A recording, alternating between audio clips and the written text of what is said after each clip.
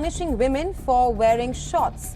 The authorities say that shorts with a length above the knee are an infiltration of capitalist fashion. In North Korea, everyday life is governed by rules that extend far beyond politics, impacting personal choices, emotions, and even smiles. In this video, we'll uncover the striking restrictions imposed on women, from the bans on smiling on solemn days like July 8th to the rigid beauty standards that outlaw red lipstick. Each segment will provide a glimpse into the extreme control the regime has over every aspect of life, including career assignments, dress codes, and prohibitions on travel and foreign media. As we peel back the layers, a troubling pattern emerges, one where personal freedom is sacrificed for strict conformity and unwavering loyalty to the state. Let's dive into some of the most bizarre and often harsh rules North Korean women must follow, exploring everything from fashion crackdowns to strange anti-capitalist practices. Number 18. Smiling is forbidden on July 8th. While smiles are generally welcomed in most cultures, in North Korea there is one day each year when smiling is strictly forbidden, especially for women. July 8th marks the death anniversary of Kim Il-sung, the country's founding leader, and the grandfather of Kim Jong-un. On this solemn day, smiling or engaging in any form of joyous activity can result in severe punishment, including imprisonment in labor camps or worse. The ban isn't limited to just smiles. Loud noises, alcohol consumption, and birthday celebrations are also prohibited. The government enforces these rules as a way to cultivate an atmosphere of respect and solemnity.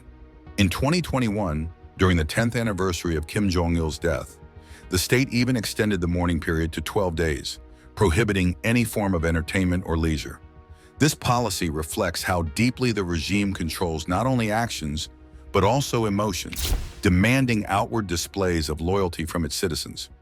Number 17. Strict beauty standards and makeup regulations. North Korean women must navigate an array of beauty regulations as the state imposes specific standards rooted in conservative ideals. Since the Korean War, the use of makeup has been heavily restricted. However, there has been some interest in cosmetics, with many women resorting to smuggling beauty products into the country. In recent years, the government launched a state-run makeup brand, allowing limited access to cosmetics. But the rules remain strict. Red lipstick is banned because it is seen as too bold and inconsistent with socialist values. Although some women still wear it in secret, most opt for softer shades to avoid drawing attention. Beauty in North Korea is not just about aesthetics. It serves as a tool for reinforcing conformity and discouraging Western influences. Number 16. Owning a foreign phone. Possessing a foreign mobile phone can result in forced labor under harsh government laws.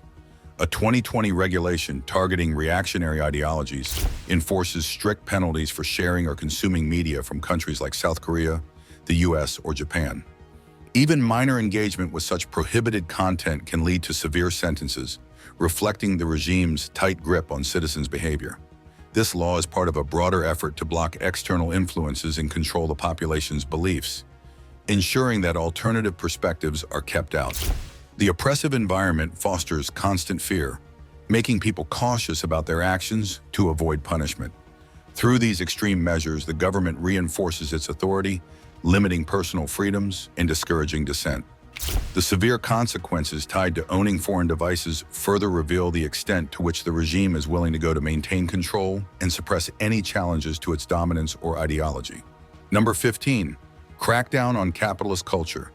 In North Korea, wearing shorts may seem trivial, but it is considered a dangerous flirtation with capitalism, something the regime staunchly opposes. Women in particular are targeted for wearing shorts above the knee during summer, as this is viewed as a betrayal of socialist principles. This crackdown is part of a broader campaign launched in 2020 to eliminate all traces of capitalist influence from daily life. The restrictions go beyond clothing, extending to activities such as watching foreign films, using South Korean slang, or adopting Western dance styles.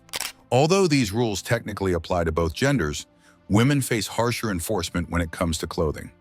The government claims that covering women's legs below the knee aligns with traditional values, but many citizens feel these measures unfairly intrude on personal freedoms, especially during the scorching summer months.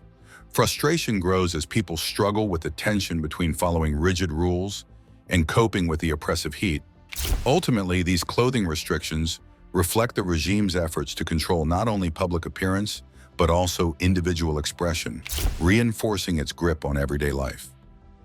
Number 14, abortion is illegal and heavily punished.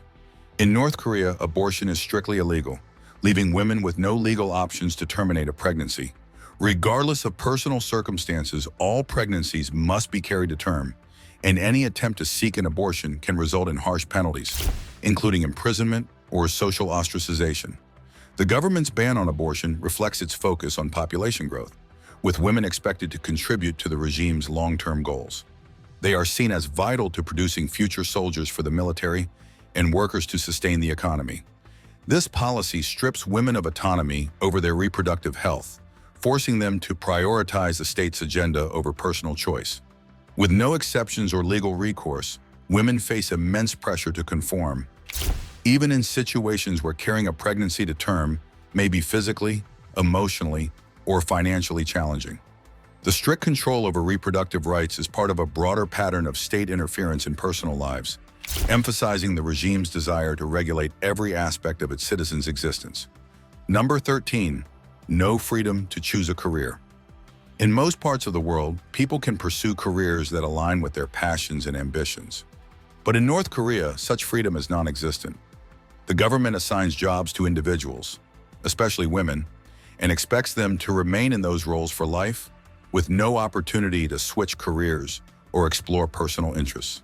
This rigid system ensures that the regime controls the workforce, distributing labor solely based on the state's priorities. Women are often placed in positions that serve the government's objectives rather than their personal goals, limiting their potential for growth or fulfillment. This lack of career mobility not only stifles individual aspirations, but also reinforces the regime's authority over every aspect of life. By controlling people's professional paths, the government ensures that personal ambitions are subordinated to the state's collective goals. This policy reflects the regime's broader strategy of controlling both economic output and personal development, leaving little room for self-determination. In a society where career choices are dictated by political needs, the people's ambitions become tools for sustaining the regime's power rather than a path to personal fulfillment. Number 12. Limited access to contraceptives and sanitary products. In North Korea, basic hygiene products like sanitary pads and contraceptives are considered rare luxuries. Many women are unaware these items even exist, as the government tightly controls their availability. While such products were once sporadically available on the black market, they have now become nearly impossible to find. With no access to disposable alternatives, women rely on reusable cloth towels during their menstrual cycles, washing and reusing them each month. The government also bans contraceptives, aligning with its goal of increasing the population to supply more soldiers and workers for the state. Abortion is strictly illegal, and women who attempt to terminate a pregnancy risk imprisonment or social ostracization. This leaves women with little autonomy over their reproductive health, forcing them to comply with the state's population policies. The combination of limited access to hygiene products and the ban on contraceptives reflects the regime's control over women's bodies and daily lives. Such restrictions further solidify the government's power, stripping women of the ability to make personal choices about their health and well-being. Number 11.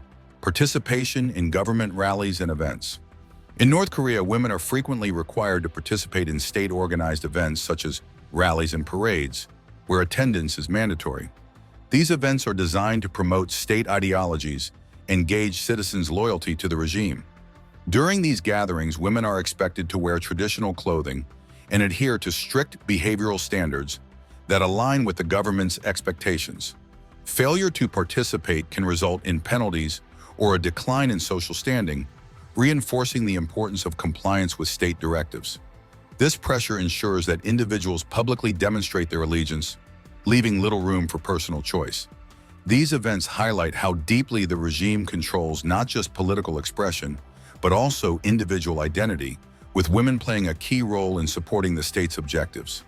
By making participation a crucial aspect of societal life, the government strengthens its authority and limits individual freedom.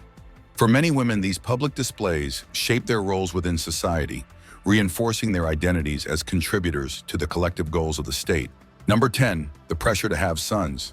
In North Korea, cultural beliefs place immense importance on having male children, which deeply affects women. Sons are seen as essential to continuing family lines, while daughters often face lower societal status. Women who fail to give birth to a son can suffer harsh treatment, including abuse and even divorce. Although science shows that the child's gender is not determined by the mother alone, traditional views place the blame squarely on women if a family does not produce a male heir. In extreme cases, the lack of a son can lead to the end of a marriage, leaving women with no property rights and minimal support. This societal pressure pushes many women to the brink, contributing to the higher number of female defectors compared to men. Number 9, unpaid work. In North Korea, many women have taken on the role of primary earners, as men often remain unpaid. Following the famine of the mid-1990s, informal markets known as jangmadang began to emerge, with women significantly contributing to these underground economies. Today, nearly half of all households in North Korea depend on private trade for their livelihoods. However, the government continues to impose strict limitations on these markets, seeking to maintain control over economic activities. This situation places a heavy burden on women who navigate a complex landscape of challenges to support their families. Despite their critical role in sustaining households, women's contributions often go unrecognized and undervalued, highlighting the pervasive gender inequalities that persist in society. As women adapt to these circumstances, they demonstrate resilience and resourcefulness, forging paths for their families amid ongoing restrictions and economic difficulties. Number 8, strict dress codes. Women in North Korea face stringent dress codes that mandate modest and state-approved clothing. While traditional hanboks are reserved for special occasions, bright colors and Western fashions are outright banned. Specifically, jeans are prohibited due to their ties to American culture, symbolizing a broader rejection of outside influences. This strict regulation of attire extends even during the harsh winter months, forcing women to comply with the government's guidelines regardless of comfort or practicality. These dress codes not only reflect the regime's efforts to control personal expression, but also reinforce conformity to societal norms. By imposing such restrictions, the government seeks to maintain a uniform appearance among its citizens, stifling individuality and limiting self-expression. Ultimately, these rigid dress codes serve as a means of asserting state authority and further entrenching gender roles, as women are left with little freedom to choose their own clothing. Number 7, the ban on foreign beauty products. The North Korean government strictly regulates the availability and use of foreign beauty products. Western-style cosmetics are not only discouraged, but outright banned to block external cultural influences. Although South Korean beauty products sometimes enter the country through black market channels, their use remains heavily restricted. By limiting exposure to foreign beauty trends, the regime ensures that citizens remain loyal to state-approved products, reinforcing its isolation from global culture.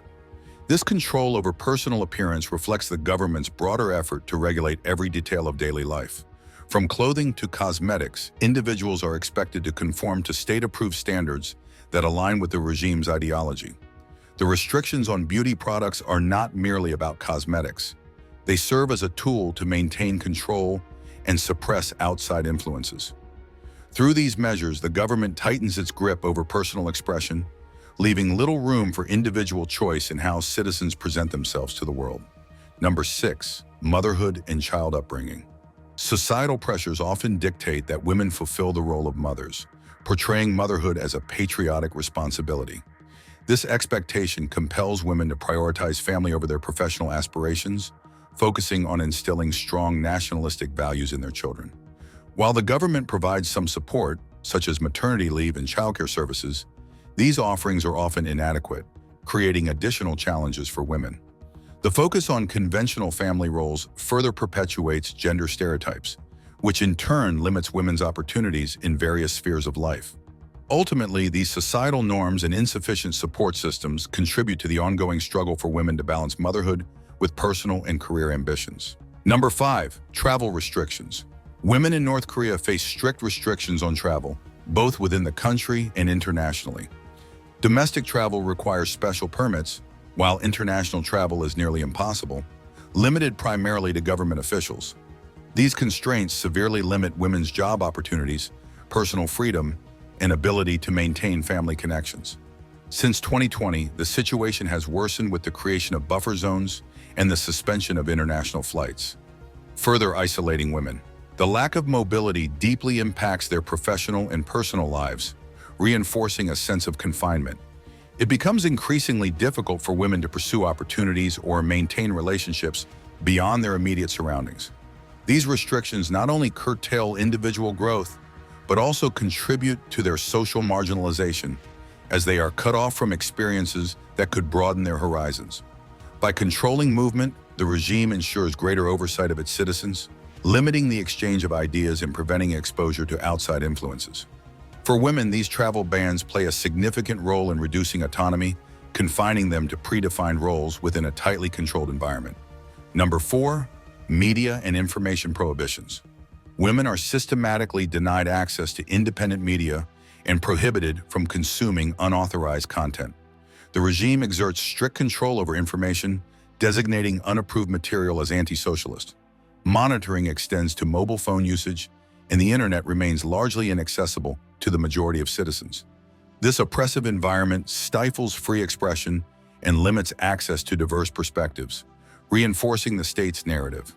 Women who violate these regulations face severe consequences, including forced labor or imprisonment. Such harsh penalties serve as a deterrent, ensuring compliance with the regime's restrictions on information. The lack of access to independent media not only curtails women's ability to stay informed, but also contributes to a broader culture of fear and suppression, where critical voices and alternative viewpoints are silenced, further entrenching gender inequalities in society. This prohibition on information restricts women's rights and freedoms, ultimately diminishing their roles and visibility within their communities. Number 3, interactions with outsiders. Engaging with foreigners or facilitating communication between locals and outsiders is strictly forbidden. Access to the global internet is limited to a privileged few, and any efforts to communicate across borders can result in severe penalties. This enforced isolation is designed to preserve state control and prevent citizens from encountering foreign ideas or influences. By restricting interactions with the outside world, the regime aims to maintain its dominance and control over the population's beliefs and values. The consequences of such communication can be dire, effectively silencing dissent and discouraging curiosity about the outside world. This strategy reinforces a narrow perspective among citizens, limiting their understanding of global issues and perspectives.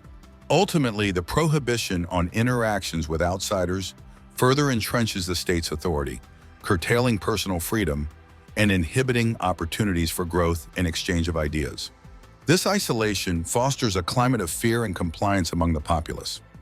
Number 2, hair color is not a personal choice. Hair is often seen as a canvas for self-expression, but in North Korea, the government controls even this aspect of personal appearance. Women are only allowed to dye their hair in natural shades like black or brown. Any bright or unconventional colors are strictly off limits, as the regime associates such expressions with rebellious tendencies.